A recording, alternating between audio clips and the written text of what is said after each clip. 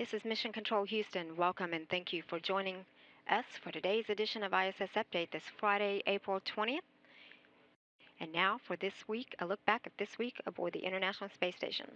On Monday, Expedition 30 Commander Dan Burbank and flight engineers Anton Shkaplerov and Anatoly Ivanishin conducted leak checks and other tests on Monday of the Russian Sokol launch and entry suits that they will wear for their departure from the International Space Station and return to Earth aboard the Soyuz TMA-22 spacecraft. The landing about 56 miles northeast of the remote town of Arkalyk in Kazakhstan will wrap up Expedition 30 and is scheduled to take place on April 27th. Burbank also performed maintenance work on a pump in the outpost water recovery system. Shkaplerov and Ivanishin cleaned fan screens in the Poisk and Rosviet modules. And with an eye toward the scheduled arrival of the SpaceX Dragon commercial cargo craft, flight engineers Don Pettit and Andre Kuipers spent most of the day rehearsing a rendezvous and Canadarm2 grapple procedures at the Cupola Robotics workstation. Dragon is slated to launch atop a Falcon 9 rocket on April 30th from Cape Canaveral Air Force Station, Florida, and the station crew is set to grapple and berth the supply ship on May 3rd. Dragon will be the first commercial cargo vehicle employed to deliver supplies to the complex. Also on Monday, Pettit and Kuipers worked with the space sound experiment in the Japanese Kibo laboratory. One of the pair created sound with a special instrument that was recorded with a video camera and an audio recorder. Flight engineer Oleg Kononenko took photographs of Earth as part of the Russian Uragan Earth imaging program, which is named for the Russian word for hurricane. Uragan is a ground and space-based system for predicting natural and man-made disasters. And on Tuesday, flight engineer Oleg Kononenko transferred trash and station discards to the ISS Progress 46 cargo craft for disposal to prepare for its hatch closure on Wednesday. Its departure set the stage for the arrival of the Progress 47 cargo craft that is now on its way to the International Space Station.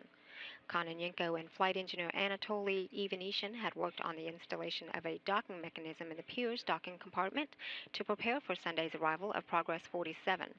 Also on Tuesday, flight engineer Anton Shkaplerov performed maintenance work on a cooler in the Soyuz TMA-22 spacecraft that brought him, Ivanishin, and Commander Dan Burbank to the station in November. The trio is scheduled to return to Earth April 27 aboard the Soyuz, landing about 56 miles northeast of the remote town of Arkalyk in Kazakhstan and wrapping up Expedition 30. Burbank and flight engineer Andre Kuipers focused on unloading cargo from the Eduardo Amaldi. This is the automated transfer vehicle that docked to the aft end of this Zvezda service module on March 28th. It delivered 7.2 tons of food, fuel, and supplies to the orbiting complex. And on Tuesday, flight engineer Don Pettit participated in several biomedical experiments that measure the impacts of long-duration spaceflight on the human body. For the Sprint experiment, Pettit worked with Kuipers to collect ultrasound readings of leg muscles to see how well high-intensity exercise minimizes the loss of muscle mass and bone density that typically occurs in a weightless environment. And also, Pettit and Burbank had worked with the integrated cardiovascular experiment, which measures the atrophy of the heart muscle. Investigators used the data from these tests to develop countermeasures to keep the crew healthy. Then on Wednesday, Commander Dan Burbank and flight engineers Anton Shkaplerov and Anatoly Ivanishin continue to prepare for their departure and end their stay on April 27th. The first commercial cargo craft to visit the station was also set for launch on April 30th at 12:22 p.m. For its test flight. The SpaceX Dragon capsule will deliver food, experiment gear, and station hardware. After a series of demonstration maneuvers, it will rendezvous with the station to be grappled and berthed to the Harmony node. Flight engineers Don Pettit and Andre Kuipers are training for the arrival of the Dragon capsule. They worked in the cupola and used the Canadarm2 to retrieve Dragon and berth it. That was again on Wednesday. Finally, 3 new crew members were scheduled to arrive at the orbiting laboratory's Poisk Mini Research Module on May 17. Flight engineers Gennady Padalka, Joe Akaba, and Sergei Revin will dock in the Soyuz TMA-04M spacecraft and join Pettit, Kuipers, and Expedition 31 Commander Oleg Kononenko. Then on Thursday, the ISS Progress 46 cargo craft, loaded with trash and unneeded items, undocked from the Pirs docking compartment on Thursday as the station flew 245 miles above southeast Russia. A series of separation burns moved the Progress a safe distance away from the station, where its thrusters will be fired for several days next week for a test of radar tracking capability by Russian ground sites. The Progress will be commanded to deorbit on April 28th for destructive re-entry into Earth's atmosphere over the Pacific Ocean.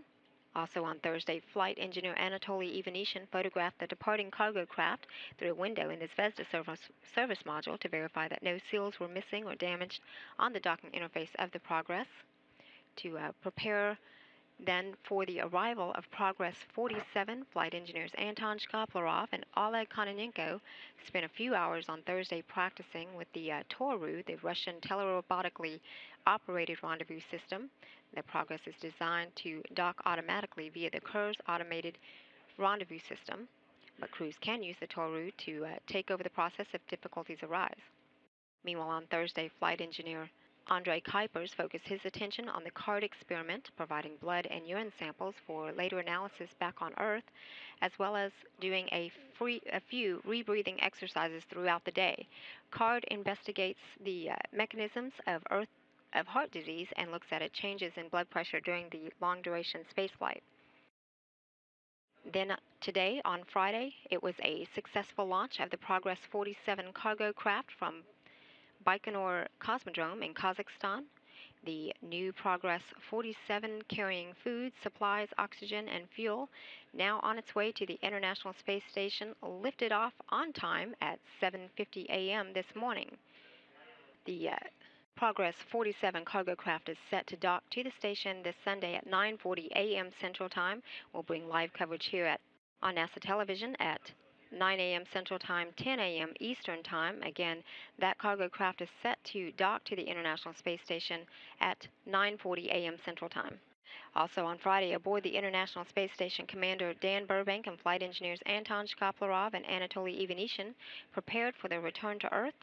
Burbank, Shkaplerov, and Ivanishin, who launched from the Baikonur Cosmodrome in Kazakhstan aboard their Soyuz TMA-22 last November, are wrapping up their final week aboard the International Space Station as they prepare to return back to Earth on April 27th. The trio suited up into their Centaur suits for a fit check, strapped themselves into their Soyuz TMA-22 spacecraft, and rehearsed descent drills for the return to Earth next week. Meanwhile, flight engineers Don Pettit and Andrei Kuipers practiced for the capture of the first commercial spacecraft, known as Dragon, to arrive at the International Space Station. The pair performed 3 grapple practice sessions using the station's Canadarm2 during today's dry run. SpaceX's Dragon is set to launch from NASA's Kennedy Space Center at the end of the month on April 30th. And also today, Station Commander Dan Burbank and Kuipers worked with the onboard ultrasound equipment performing vessel and cardiovascular scans. And flight engineers Anton Shkaplerov and Oleg Kononenko participated in onboard training conference to review docking procedures and in anticipation of the arrival of the new Progress 47, now on its way to the International Space Station, that is set to dock to the orbiting complex this weekend on Sunday at 9:40 a.m. Central Time. Again, live coverage will begin here on NASA television at 9 a.m. Central Time, 10 a.m. Eastern Time. And that's a wrap of This Week in Space aboard the International Space Station. This is Mission Control Houston.